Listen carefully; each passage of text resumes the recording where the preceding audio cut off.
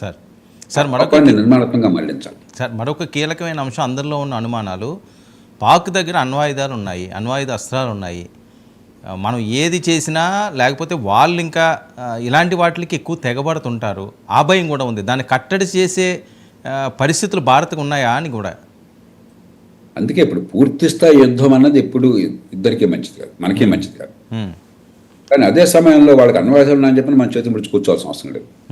ఖచ్చితంగా ప్రపోర్షనేట్గా వాళ్ళ చర్యలను బట్టి ప్రతి చర్య అంతర్జాతీయ సమాజం నుంచి పూర్తిగా మనకి మద్దతు అలాంటి ఉన్నప్పుడు ఆ స్థానికంగా ఎక్కడ అవసరం అక్కడ, ఉదాహరణకి అక్కడ ఉగ్రవాదుల స్థావరాలు ఉన్నాయనుకోండి బార్డర్ సరిహద్దుల దగ్గరలో, ఖచ్చితంగా వాటిని మనం నాశనం చేయాలి.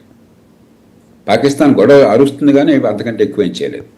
అలా కాకుండా పాకిస్తాన్ ఉనికినే పూర్తిగా భంగం చేసే రీతిలో పాకిస్తాన్ మీద యుద్ధానికి తలపడి పాకిస్తాన్ ఆక్రమించుకుంటాం అనుకున్నారు అనుకోండి, ఇక ఆ దేశంలో ఉన్న ప్రభుత్వాలకు కానీ సైన్యానికి కానీ అణ్వాయుధాలు వాడడం అనివార్యం అవ్వచ్చు.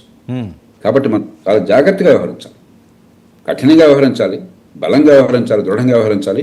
అదే సమయంలో పాకిస్తాన్ ఉనికి దెబ్బగలుగుతుంది అనుకున్నట్టయితే అణ్వాయుధాలు ఉన్నప్పుడు అణ్వాయుధ యుద్ధంలో మనకంటే వాళ్ళు ఎక్కువ నష్టపోతారు, వాళ్ళకంటే మనం ఎక్కువ అన్ని మూర్ఖపు ఆలోచనలు, దానిలో ఎవరో గెలిచేవాళ్ళు ఉండరు. అంచేత అణ్వాయుధ యుద్ధం రాకుండా, పూర్తి స్థాయి యుద్ధం రాకుండా మన అవసరం మేరకు బలప్రయోగం చేయడానికి సిద్ధపడాలి. కానీ అందుకే మళ్ళీ చెప్తున్నాను, ఆచితూచి సాక్ష్యాల ఆధారంగా వ్యూహాత్మకంగా పూర్తి సన్నద్ధమై ప్రపంచ సమాజాన్ని తయారు చేసి మనం ఏర్పాట్లు చేయాలి తప్ప హడావిడిగా సమరోత్సాహంతో మనం యుద్ధాన్ని కాలుదోకూడదు. సార్ నిన్న జరిగిన అటాక్ అంశంలో చాలా కీలకమైన బయటకు వచ్చిన ఇన్పుట్స్ ఏంటంటే, మతపరంగా నువ్వు హిందువా కాదా అని పిలిచి మాట్లాడి, ఇంకా లైవ్లో నేను అనొచ్చు అనకూడదు, ప్యాంట్ జిప్పులు కూడా తీసి దాన్ని కన్ఫర్మ్ చేసుకున్న తర్వాత చంపడం జరిగిందట. ఒక భార్య నా భర్తను చంపేసావు, నన్ను కూడా చంపే, నేను నుండి ఏం చేయాలని అడిగితే వెళ్ళి నీ మోదీకి చెప్పుకో అన్నాడట. ఏంటి సార్ ఇది? అందుకనే ఖచ్చితంగా దీనిలో వ్యూహం కనిపిస్తుంది ఉగ్రవాదులది. ఒకటేమో ఆరిపోతున్న దీపం మరింత వెలిగే ప్రయత్నం చేస్తుంది, మేము బతుకున్నాం, మేము అనుకుందని చెప్పిన చాటి చెప్పే ప్రయత్నం చేస్తుంది. రెండు, అంతర్జాతీయ సమాజం దృష్టిని ఆకర్షించే ప్రయత్నం చేస్తుంది. మూడు, ఇందాక చెప్పాను నేను, దేశం లోపల ప్రపంచంలో రెండవ పెద్ద సంఖ్యలో, 18% అతిపెద్ద సంఖ్యలో ముస్లింలు ఉన్న సమాజం అది. దేశ విభజన జరిగిందే మతం కారణంగా. మతం కారణంగా వేరే దేశం చెప్పి వాదన జిన్నా తీసుకురాబట్టి దేశ విభజన జరిగింది. కాబట్టి ఈ దేశంలో హిందూ ముస్లింల మధ్య ఒక ద్వేషాన్ని పెంచడము, హింసను రగల్చడం చాలా తేలిక అవుతుంది. కాబట్టి కావాలని పని చేశారు. అందుకే మన ప్రతి చర్య అటు పాకిస్తాన్కి వ్యతిరేకంగా కనిపించకూడదు, ముస్లిం మతానికి వ్యతిరేకంగా కనిపించకూడదు. ఇస్లామిస్టు దృక్పథం వేరు. ఇస్లామిస్టులు అంటే మత మౌఢ్యాన్ని పట్టుకుని ఉగ్రవాదానికి పాల్పడేవాడు. అది ఇస్లాం మతం కాదు. ఇస్లాం మతానికి అదాపంచం అనుకుని మన దేశంలోని ఇస్లాంను వ్యతిరేకించినట్టు అవుతుంది, మన వెళితే మన కళ్ళు పొడుచుకున్నట్టు అవుతుంది. కాబట్టి వాళ్ళు కావాలని చేశారు. అందుకనే మనం చాలా ఆచితూచి వ్యవహరించాలి. మన స్పందన చాలా స్పష్టంగా ఉండాలి. ఉదాహరణకు మీకు గుర్తుందో లేదో, ఖలిస్తాన్ వాదులు కూడా ఒకసారి 1-2 సందర్భాల్లో ఇట్లాగే బస్సుల్లోంచి పెడరెక్కలు ఇచ్చి లాగి వాళ్ళు సిక్కుల హిందువుల అని వేరు చేసి హిందువులను చంపారు. ఎందుకు?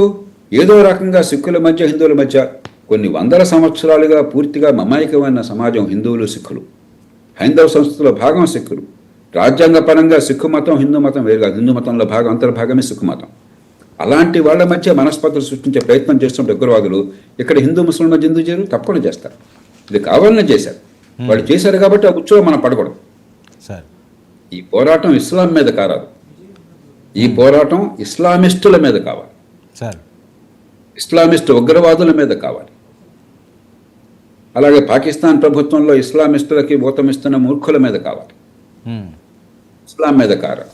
అది మంచి వచ్చేది పక్కన పెట్టి ఇస్లాం మీద అనుకున్న పాపం కలగగానే మన దేశంలో 15 కోట్ల మంది ముస్లింలు మనం దూరం చేసుకుని 18 కోట్ల మంది ఉన్నారు బహుశా. అవును సార్, మోదీ గారు త్రివిధ దళాలతో ప్రత్యేకంగా భేటీ అయ్యారు. ప్రపంచం ఒక్కసారి చూసే విధంగా మా చర్యలు ఉంటాయని చెప్పి ఆయన అండంలో ఆంతర్యం. ఇప్పుడు ఒకటి, ప్రభుత్వం ఈ దేశ ప్రజలకి ఒక ధైర్యాన్ని ఇవ్వాలి. 2, ప్రత్యర్థులకు భయాన్ని కలపాలి. 3, మనం భీరువులం కాదు, బలహీనులం కాదు. మనకి నిఘా విభాగాలు ఉన్నాయి, సాంకేతిక పరిజ్ఞానం ఉన్నది, మరి ఏం జరుగుతుందో విషయ పరిజ్ఞానం ఉన్నది. కాబట్టి ఖచ్చితంగా రేపొద్దున సరైన రీతిలో స్పందిస్తారు. దానికి ప్రపంచాన్ని తయారు చేస్తున్నారు. ప్రపంచ సమాజాన్ని, ప్రపంచంలో ప్రజాభిప్రాయాన్ని కూడగట్టే ప్రయత్నం చేస్తున్నారు.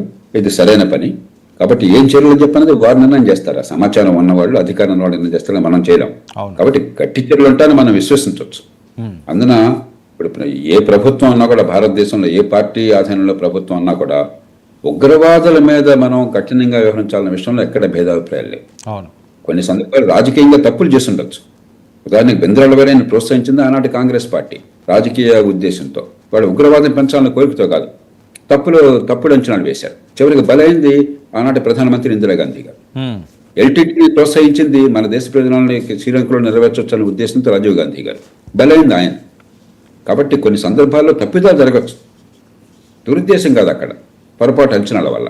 కానీ దేశాన్ని ఉగ్రవాదం నుంచి కాపాడాలి, దేశ సమగ్రతను కాపాడాలన్న విషయంలో పార్టీలు ఖచ్చితంగా భారతదేశంలో అందరం ఏకమే. ఆ సంకేతాన్ని మనం చాలా స్పష్టంగా ఇవ్వాలి తప్ప దీన్ని రాజకీయం ఏం చేయకూడదు. సార్, మరొకటి పెద్ద ఎత్తున వైరల్ అవుతున్న అంశం సోషల్ మీడియాలోని ఏదైతే నిన్న ఘటన జరిగిందో దానికి సంబంధించి భారతదేశంలో ఉన్న వాళ్ళే కొంతమంది ముస్లింలు దానికి సపోర్ట్గా ట్వీట్స్ చేస్తున్నారని, దీన్ని ఎలా చూడాలి? మరి ఇది విద్వేషాలు రెచ్చగొట్ట